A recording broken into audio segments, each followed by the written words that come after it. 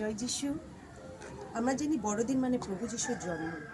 সত্যি প্রভু যিশুর জন্ম উপলক্ষে আমরা বড়দিন করি, কিন্তু পৃথিবীতে যেদিন প্রভু আমাদের ত্রাণকর্তা ঈশ্বর যিনি এই পৃথিবীতে নেমে এসেছিলেন সেদিন হয়েছে বড়দিন।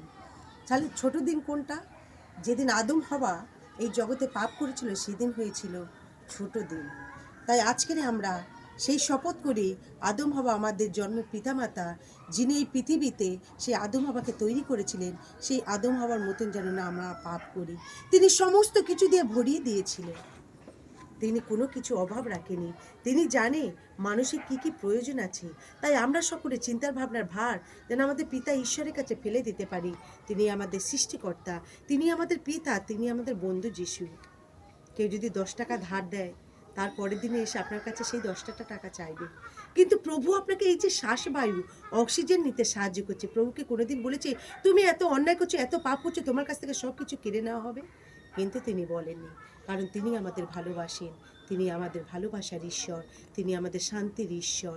সবাইকে জয় যিশু। আমরা যেন সর্বদাই ঈশ্বরের পথে চলতে পারি।